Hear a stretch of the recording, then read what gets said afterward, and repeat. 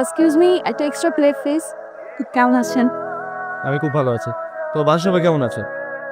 হ্যাঁ, সবাই ভালো আছে। আঙ্কেল আন্টি ভালো আছে ভাইয়া? হ্যাঁ, আলহামদুলিল্লাহ। আমার ফ্রেন্ড দিহান, চাঁদনান ভাইয়া। ভালো আছেন আপনি?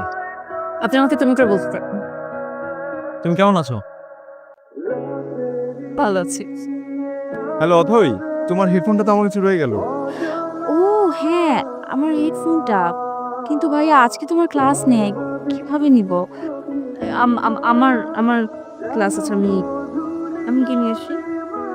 ও আচ্ছা ভাইয়া, দিহানের আজকে ক্লাস আছে। দিহানকে আপনার নাম্বার দিয়ে দিচ্ছি, ওর কাছে দিয়ে দিবেন। হ্যাঁ হ্যাঁ শিওর, আমি তো আজকে সাথে করে নিয়ে আসছি। তাহলে ভালোই হলো, ঠিক আছে তুমি ওকে আমাকে ফোন দিতে বলো। হ্যাঁ হ্যাঁ হ্যাঁ ওকে। আচ্ছা দিহান, আদনান ভাইকে তোর কেমন লাগে? ভালো। তোর সাথে কিছু আছে নাকি আদনানের? বুঝছিস এগুলো? ওনার সাথে আমার না না থাকলে বোধ করিস আমাকে। আমার কেন যেন মনে হচ্ছে তোর আদনান ভাইয়ের প্রতি অনেক ইন্টারেস্ট, তাই না? ওকে, ইন্টারেস্ট আছে, কিন্তু আমার ইন্টারেস্ট এখনো প্রাইমারি লেভেলে আছে। ডিম্পুর এখনো বাচ্চা নেয়নি। যদি তোর ভালো লেগে থাকে বা কি বুঝে ওরকমটা কি, এত লম্বা না, আঙ্গুলে গোনা যায়। আর ভালো লাগা, ভালোবাসা অনেক কর্ত। কি কথা বলছো আমাকে? আদনান ভাইয়া, আপনার সাথে আমার একটা ইম্পর্টেন্ট কথা ছিল। ইম্পর্টেন্ট কথার কথা শুনলে আমার ভয় লাগে, মনে হয় কি না কি জানে বললে। দেখো, আর তোমার ইন্টেনশন কিন্তু বেশি সুবিধার না। মানে আমি যেটা বলতে চাচ্ছি আপনি সেটা বুঝতে পেরেছেন? তুমি আমাকে প্রপোজ করবে না তো? আমার কেন জানি সন্দেহ হচ্ছে তুমি যে কোনো মুহূর্তে বলে ফেলতে পারো, আদনান ভাই আমি আপনাকে ছাড়া বাঁচবো না, আদনান ভাই আমি আপনাকে ছাড়া সুইসাইড করবো, আদনান ভাই আমি না না না, আপনি এগুলো কি বলছেন আদনান ভাইয়া? এরকম কিছুই না। আরে না, আমি এগুলো কেন বলবো? আর আপনাকে কেন আমি পছন্দ করবো? আপনাকে তো পছন্দ করে অন্য কেউ। হ্যাঁ নাকি? কে পছন্দ করে আমাকে? দিহান। Are you serious? আমি সিরিয়াস হয়ে কি লাভ? দিহান সিরিয়াস। এখন আপনি সিরিয়াস কিনা সেটা বলেন। কোন বিষয়ে? আপনার সাথে কথা বলাই পয়েন্টলেস।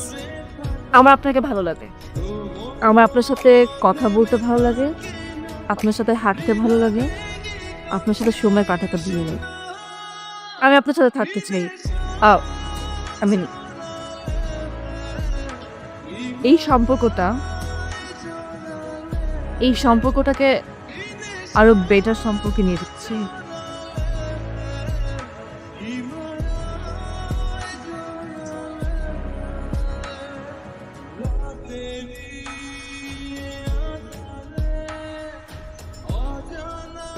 দেখো, 1 বছর আগে আমাদের পরিচয় হয়েছে। দেখো, আমি অনেক প্র্যাকটিক্যাল একটা মেয়ে। আমি চাই তুমিও প্র্যাকটিক্যালি জিনিসগুলোকে চিন্তা করো। আমার ফুল ফ্যামিলি কানাডায় মাইগ্রেট হচ্ছে, আর আমার দেশে ব্যাক করার কোনো চান্স নেই। তুমি যদি চাও আমি তোমাকে আগামীকালই বিয়ে করে ফেলতে পারি, আমার কোনো সমস্যা নেই। আমি না হয় বাসায় ম্যানেজ করলাম, মাকে। কি বিয়ে বিয়ে বিয়ে বিয়ে বিয়ে, সব কিছু তুমি বিয়েতে কেন টেনে নিয়ে যাও? তবে শুরু হয় এক কথা, শেষ হয় বিয়েতে গিয়ে। আমি এখন বিয়ে করব না। আমার তো পড়াশোনা শেষ হয়নি, আমি আরো পড়তে চাই।